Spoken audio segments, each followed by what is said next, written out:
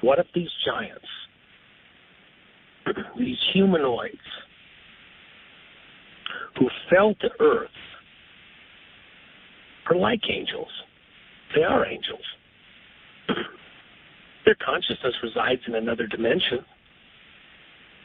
Their avatars, we think in terms of downloading our consciousness into bodies, silicon-based life forms, computer-operated bodies.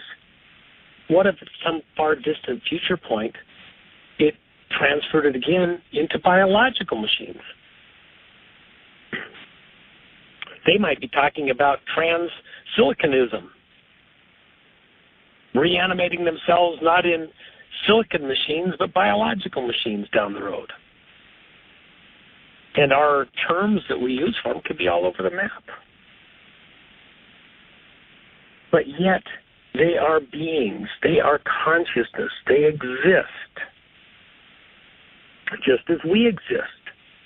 But like our consciousness resides in our body, through our body, may even be adjacent in a smaller matter world right there, infused in us and around us, simultaneous, tied to our body by some silvery thread, some umbilical cord of torsion connection that we don't understand, but is every bit as real as the table in front of you. Their consciousness is tied to our world and connected thinly now, but no less connected from some ancient primordial period. And they are trying to express themselves and reanimate themselves to escape their hell because they're trapped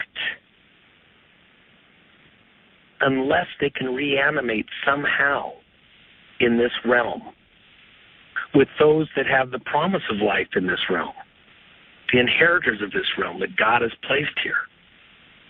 Those giants were an accursed generation. They were under a curse. The history that these families believe in is that they fell to earth. And even their rituals that you see right in front of you, I'll name an example, the 2012 Olympics. How did the highest-ranking member of one of those bloodline families come to the event? For all the world to see, a parachute. The Queen jumped out of the helicopter, parachuted, fell to earth, duplicating how they originally got here in the first place. Why? Because they think they're different than us. They fell to earth from their celestial locations, from their higher technological era. They got here in their lifeboat, and they're trying to build their way back to get where? Get home? Sirius? To some other star system?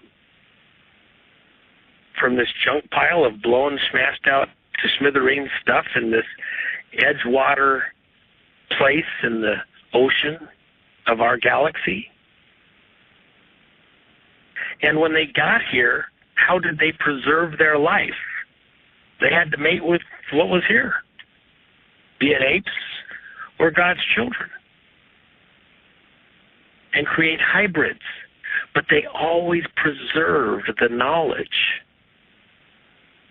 that they were different. It was suggested in a lot of the works, a lot of the writings, a lot of the information that we see that those first ones here, those ancient ones, were all male.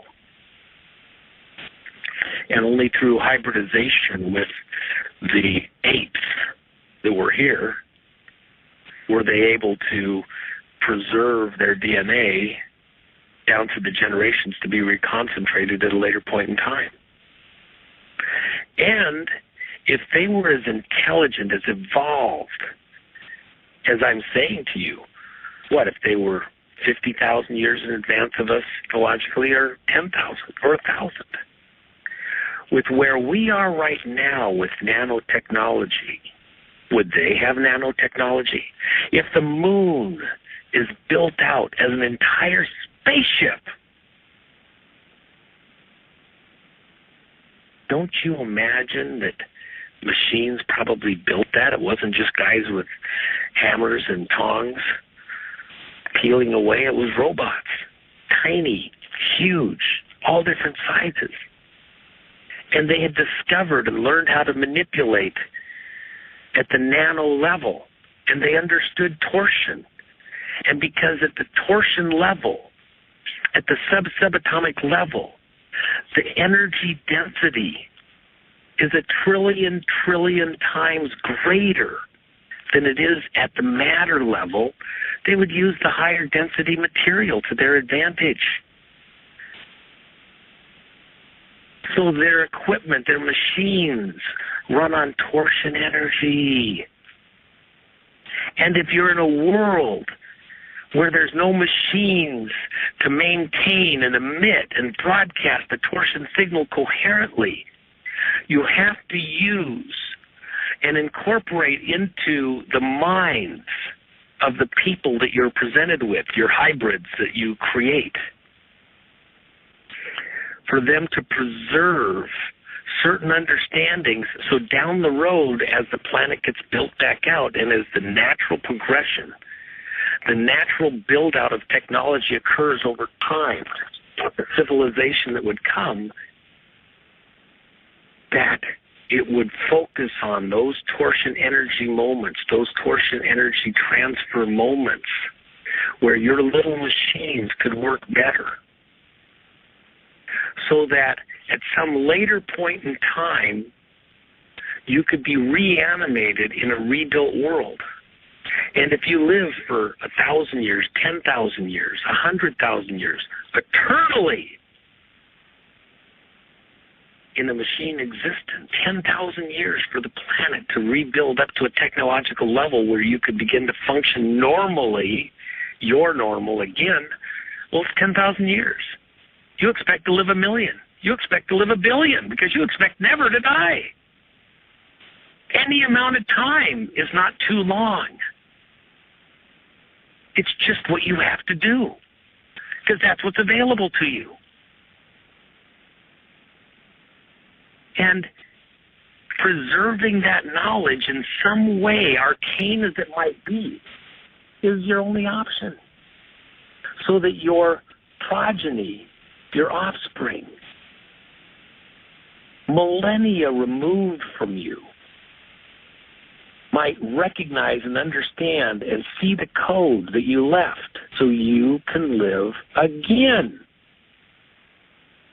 and be freed from the trap, the cavern, the cave that is this memory chip in this other realm, this memory storage location, this hell where there's no ability to get out if your communication is cut off.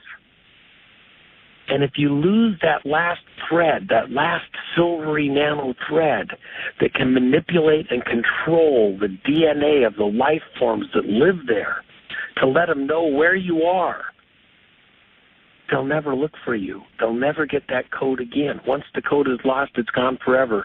You are done. You're trapped in this other realm. So you do everything you can to maintain that, to preserve that with those that understand that. And in those families,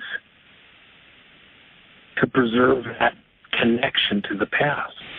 Because they themselves are deceived into believing that they're just a biological bloodline that's different to tell from space. They don't see the consciousness behind it all, manipulating them the way it is. Now, W, if I can jump in here, these, fallen ones, these demons, if I'm not sorry, I just muted myself. If I'm not mistaken, they view themselves as, to a certain extent, as prisoners and as misunderstood. They're stuck here in this world, and what you're saying is to avoid the judgment of God when this comes, because they